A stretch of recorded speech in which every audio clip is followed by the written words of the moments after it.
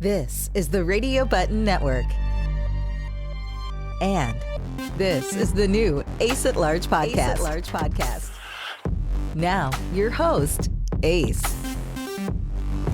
As we get started, I always want to remind you, I am not a therapist. I've just been to a lot of therapy.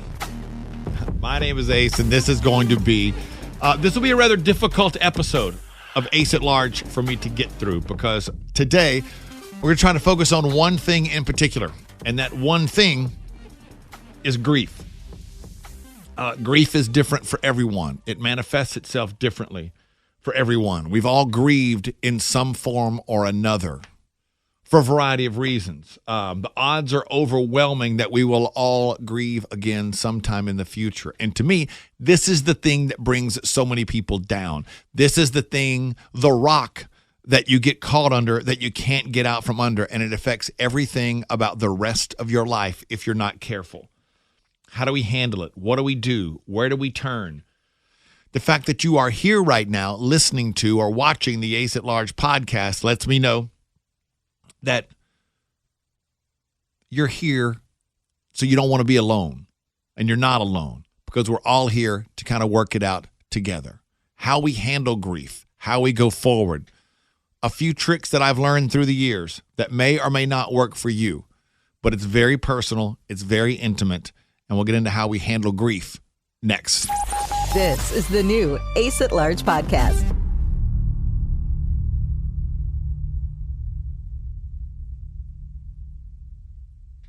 This is the Radio Button Network.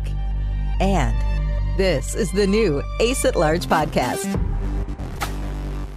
So as always, I remind you, I don't have all the answers. I may not have any answers, as a matter of fact, but I do have experience, and through the years, I've picked up a few tricks that maybe along the way might help you. Some of them are silly. Some of them might make you laugh. But maybe, just maybe, some of my tricks and ideas make your life a little bit easier when it comes to dealing with your grief. I hope so, because that's the goal as we discuss grief today on the Ace at Large podcast. So it comes about in a variety of ways. And I mentioned before that there are a lot of different ways that people grieve. There are different reasons that people grieve. January will be 9 years since my father died. And we are approaching 4 months since my daughter died. There are some commonalities to the grieving process for each. But obviously, one, I didn't expect at the time, but I knew my dad's health wasn't that great, and I knew that probably at some point in the future, if he didn't get it together, we were going to have a serious problem that we had to deal with, because that's what happens. Your parents die before you. Didn't make it very easy, but it made it more understandable. What you don't expect is for your child to die. And that's a much more difficult one to handle, I think, on many levels. But I sat down and started thinking about how I've handled the grief of these two things and how I've handled the emotions that go along with it. And I don't know if I've done a good job or a bad job, but I've developed a few ideas that I think helped me make it through, specifically around the loss of my daughter 4 months ago. So maybe, just maybe along the way today, I drop an idea that will be a little bit helpful to you. But when it comes to dealing with grief, I found for me, I think people overuse the word closure. But I do think it's an important aspect of our lives. There comes a point in time, whether it's in a relationship, whether it's in a job situation, whether it's when dealing with grief with someone's death, you have to find a way to close it out. And when my father died, I found a couple of things that were very important in helping you close it out. And that's number one when it comes to dealing with grief with me. It's close it out. Find a way to reach that closure. I found two things were key for me. One, spending a few moments in the room with the person all by myself. A few minutes with my father before I gave the eulogy at his funeral. And about 20 minutes with my daughter before I gave the eulogy for her funeral. And I find that in that time, just having the chance to sit there by yourself and say the things that you want to say one last time is very beneficial. It's very beneficial for me. Now, the difficult part of that to be aware is, especially when it came to my daughter, was I was sitting in a room alone with her. She's there in the casket before the funeral started. Before everybody arrived, I went early the day of the funeral, and I was going to give the eulogy. And the difficult part of that is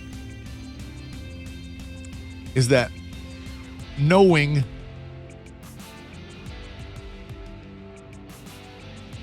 when you get up and walk away, that's the last time. And that's hard. And I found myself just repeating things to my daughter just because I didn't want to get up.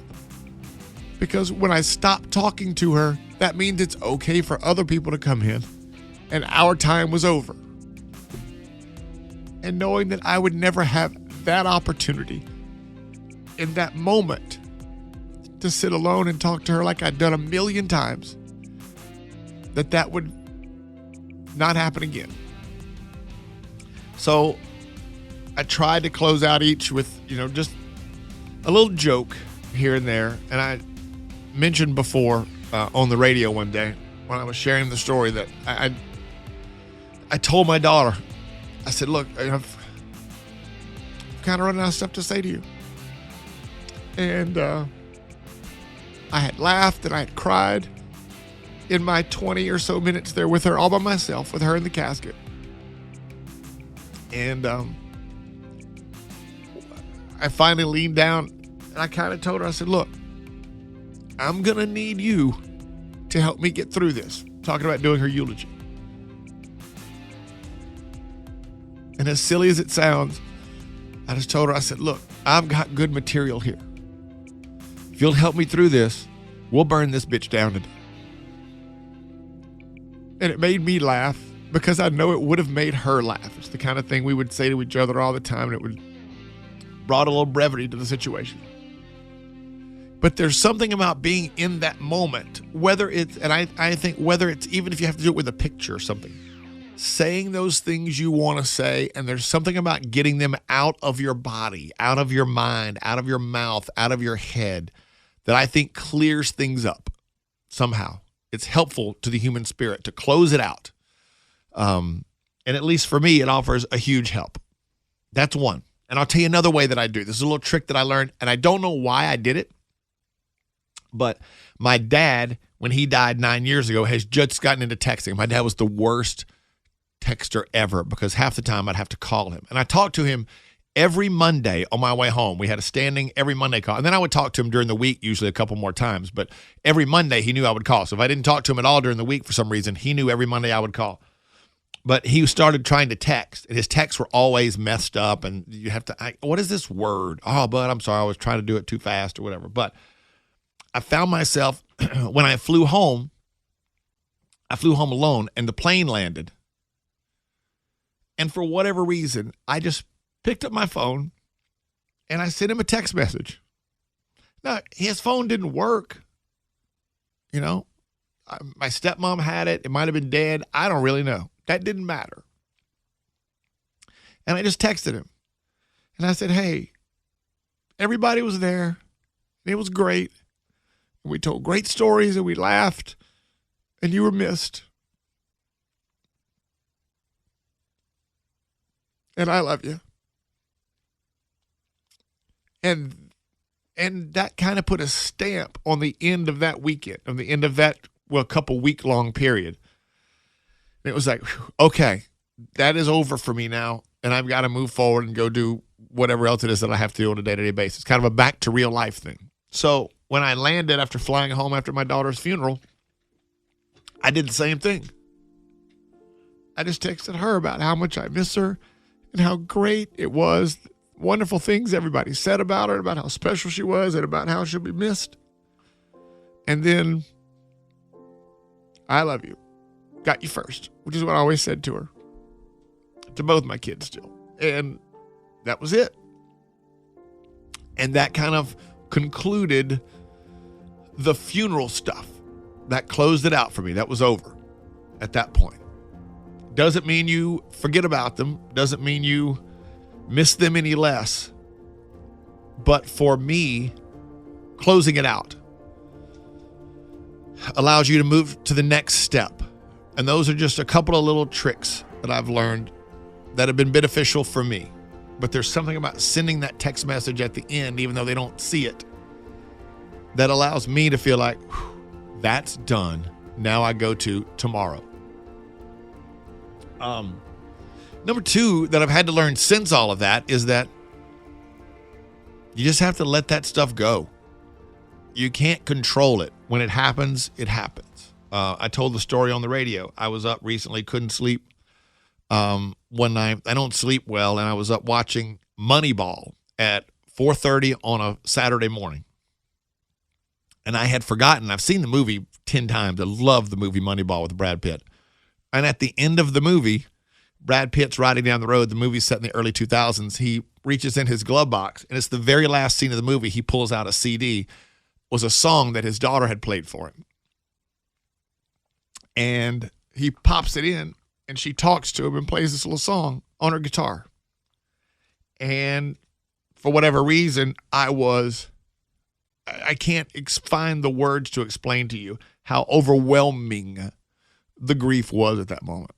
And I just burst into tears and honestly, I got a pillow and put it over my face. I was crying so hard because I was afraid I would wake Amanda upstairs in the house. It just comes and goes at times. And when it does, you got to let it go. I walked into the playroom facility here in Charlotte where we recorded the song that I wrote for my daughter a couple years ago and shot the video. And there's a huge TV in there. And as I walked in, it caught my attention because on the sizzle reel for the playroom is a part of my video for her, for Maggie Made Dreams, the song. And if you haven't heard it, you want to check it out. It's on YouTube. It's on iTunes and Spotify and all that stuff. But it totally caught me off guard. I was just walking in the door, and it just glanced up at the screen, and there I was, and I knew immediately what was coming next. And sure enough, it's the scene at the end of the video where my daughter is sitting off to the side at a table, and she's clapping. And, when you go a few months without seeing someone, and you see that, it's like, whew, it just caught me off guard. And immediately I just began to cry. And that's okay. Because the people there that I knew, they understood why that was happening. And that's the thing I think that's also important to know, is that it's okay. When that grief strikes, you've got to just let that go, because it's the only way you can get rid of that in the moment. There's nothing to be ashamed of. There's nothing wrong with it. People understand. It's okay to grieve. The third thing I would tell you is latch on to whatever works for you as long as it's clean. Like, not drugs or alcohol. And I'm not saying I haven't taken a couple of drinks just to kind of relax at times since this whole thing has happened. But latch on to whatever works for you. It may be a TV show that you start watching, or a movie that you watch a few times because it was something special between you and the other person. It may be a certain place where you walk. It may be because you went to the gym with them. It doesn't really matter what it is. But I find that having one or two things that are a little bit special, that belong to you, that nobody really even needs to know about. I'll give you an example. When it comes to my daughter, a lot of times for me, it's music, it's a song. And even though I wrote a song for her that was recorded, Maggie Made Dreams is not the song that I've gravitated to. And I really don't know why, but Drops of Jupiter by Train has been a song that I turn to when I think of her. I'm riding down the road and I'm really missing her one day. There's something about the lyric of that song about someone, I've always presumed a girl, finding herself in the song. And taking a trip around the Milky Way, so, kind of to paraphrase one of the lines of the song.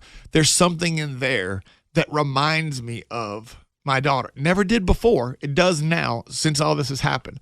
It's some correlation that I make in my mind subliminally, I don't know, between the song and heaven and all of this stuff, and the fact that my daughter at 21 was really just beginning to figure out who she was. And this song has always struck me as a song about a woman trying to find herself, and she begins to find herself and have these questions. And so I find that I go to that song quite often because it just works for me. I don't know why. And sometimes it makes me cry. Sometimes it makes me smile. But either way, it makes me feel connected to her in some way. In a way that makes me not miss her as much. And it's different for everybody. Everybody says your firsts are going to be the hard part afterwards. Your first Christmas. Well, my first Thanksgiving is coming up. That's going to be the first that we have to tackle. And every Thanksgiving, after, in the afternoon, my daughter would go watch Ferris Bueller's Day Off. She loved that movie. And I've thought about, I think that's what I might do this year. Now, whether that work for me, make me feel connected to her somehow, knowing I'll be missing her on a holiday, I don't know. I don't know if that's going to work or not, but we're going to see. I also find as a way to latch on to whatever works for you is that I like having something that I know that nobody else knows. It's just very personal. I'm not one, you'll never find me with, R.I.P. Peyton and the dates on the back of my car. That's not my thing. Never has been, never will be. I'm not a fan of it. I don't want to languish in it, and I don't understand it. It's a concept that's foreign to me. However, I do keep something in my car, a couple of things that no one knows about, really, except for me. My son knows about them, and I think Amanda may know, but in my truck, in the visor in my truck, I stuck a picture after we cleaned out my daughter's apartment, because on this cork board that she had with concert tickets and pictures and all this kind of stuff, there is a picture, which is her favorite picture of me and her from her senior graduation trip to Krakow, Poland that she and I took.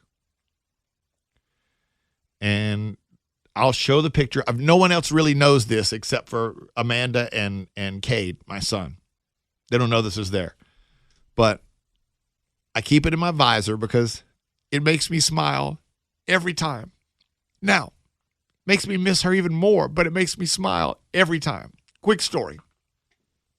So when we arrived in Krakow, one of the things we noticed was everybody smokes. I mean, a lot of people smoke.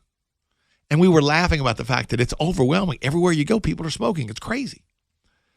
And so we started noticing, and one night we went looking while we were going out to dinner. There's a huge square in Krakow, this old square that's beautiful with these great restaurants all around, and there's a big, like a shopping area in the middle that's been there for hundreds and hundreds and hundreds of years. And so we started noticing there's a little cigarette stand right outside that's about the size of a phone booth, and it was round. And the little person would sit inside and hand you your cigarettes. And it had things on the cigarette pack, like literally the picture on the cigarette pack that made up about 70% of the pack was a man in a casket with a mom holding a baby and a son standing next to the mom. That's how they got across cigarettes will kill you. And others had like a guy on a ventilator. And then I guess at the top it said cigarettes. I couldn't read the word of the brand. And we were laughing about it, like, this is crazy. And so the last night we were in Krakow, we had dinner. We were walking back to our hotel. We had an early flight the next day. And she said, Dad, we got to buy some cigarettes while we're here. I was like, we're not buying cigarettes because I'm not a smoker. I've never been a smoker. I don't want to be a smoker. I'm not interested in it. I certainly don't want my kids smoking at all. But we're walking along, and she goes, we got to buy some. I said, no, I'm not buying cigarettes.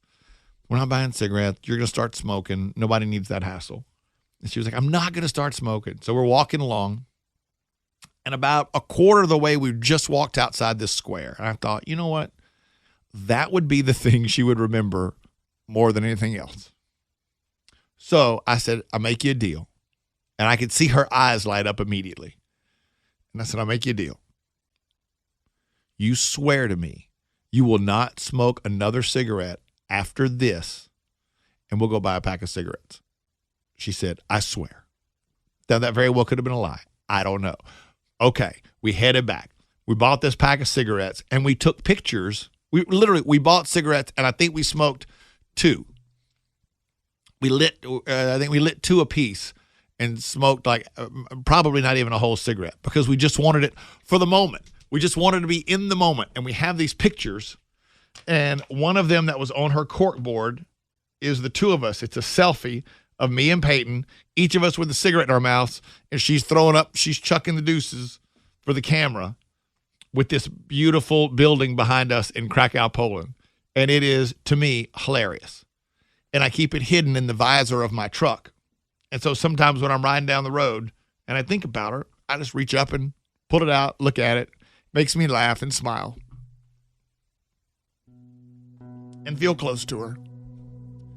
And I just stick it back up there. That's all. Quick, easy, and efficient. So close it out.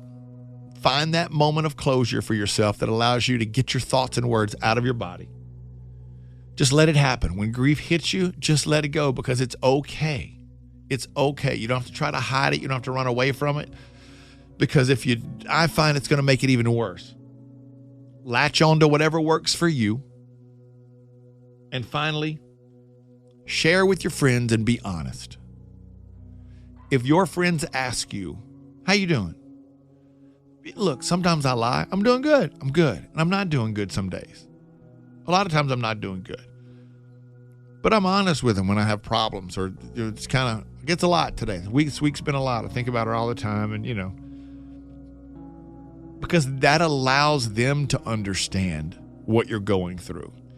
And that understanding is going to help you navigate the world because you can't hide everything from them. Now, I wouldn't go overboard with belaboring the point of, oh, it's so bad, life's so bad. Not that. Just, I've been thinking about her a lot this week. It was a tough week because I had this that happened that had never happened before or whatever. Because they're friends and family and they want to be a part of that. But I find that just sharing a little of that, again, there's something about saying the words coming out of your mouth. It's the thing that I've kind of latched onto when it comes to therapy. Just getting it out of your body. You can think about it 1,000 times, but saying it to someone seems to make a difference. So that's kind of become a big thing with me. And I would say, just share with your friends and be honest. You may have your own ideas. You may have learned your own tricks, your own things that work for you. And I hope you have. And if you have, I hope you would share them with me and with all of us because, Lord knows I don't have the answers. But those are a few things that kind of have worked for me in helping me work through the grief. Now, working through the grief doesn't mean suddenly life's grand because it's not. And it doesn't mean you're suddenly going to forget about how sad you are because you're not. But it's just kind of helping you navigate an uncharted course. Because every time it happens, it's different. And there aren't any real answers. And the only real wrong answer is turning to something that brings your life down. And there's somebody I want to tell you about who's going to be a part of this podcast next week that I'm so excited about because he did that for a while. He turned to something that was bringing him down. And then he changed his life. And I think there's so many cool lessons that we'll be able to learn when I tell you about him coming up next. This is the new Ace at Large podcast.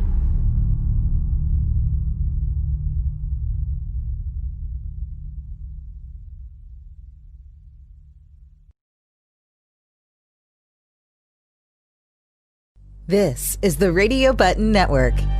And this is the new Ace at Large podcast. So you can always reach out to me, and I hope that you do via social media at Ace at Large on Instagram, at Ace at Large on Snapchat. On Facebook, it's David Ace Cannon is how you can find me that way. But I'm really excited. I would love for you to share any ideas or thoughts that you have. And I worry about telling you about some of the great messages that people send that really mean a lot to me, only because I don't want to sound like I'm bragging or you to think it's just, I want to tell you how great my podcast is. But I've gotten a couple of messages in the past 2 weeks that have blown me away. And I find it to be very inspiring, and it means a lot to know that somebody's getting something positive out of this. But I'll tell you, there was a guy that let Amanda know that he listened to my podcast after the death of his father. His father died a while back. And then he sent it to his mother and said, hey, listen to this. Check this out, because this might be helpful. So I hope that the stuff we've talked about today proves even to be more helpful to them. A guy sent me a message and said that he listened to the podcast and it changed the way he thought about what he was doing in relation to his daughter, and how he's going to stop turning to substances to help him work through his grief. And he's going to put that effort into cleaning up his act and spending more time and working harder to be around his daughter and be with her more and be more present in her life. That's the most incredible thing anybody's ever done, because of an Ace at Large podcast. I mean, that blows me away. So I do hope you'll share, whether it's Facebook, David Ace Cannon, whether it's Twitter or Instagram or Snapchat at Ace at Large, if you ever have any ideas. So next week, try to imagine this: having 22 friends die in a day. And you're a part of that. You're there. You're in it. That is what a soldier had happen to him. He lived. He came home and had to deal with all of that. And he chose to deal with it with drugs and alcohol, which is totally understandable, except for the fact that it didn't work for him. It wasn't working for him. And then somebody turned him on to something that has given him a full change of heart, a change of his lifestyle, and he is now doing that, taking that and doing more to help others, other veterans that are in a similar situation as him. Doesn't matter if you've ever been in the military, if you've experienced any loss, any problem, anything in life that has led you to turn to drugs and alcohol, this guy's tale could turn your life around. And there could be something in it if you have a family member dealing with drugs and alcohol, or if you're just grieving like I am. We're all dealing with something, and his tale is going to be so inspiring next week. I can't wait to meet him. I haven't actually met him yet. And I'm super excited for him to share his story with you next week on the Ace at Large podcast. Take care of yourself. We'll see you next week. This is the new Ace at Large podcast.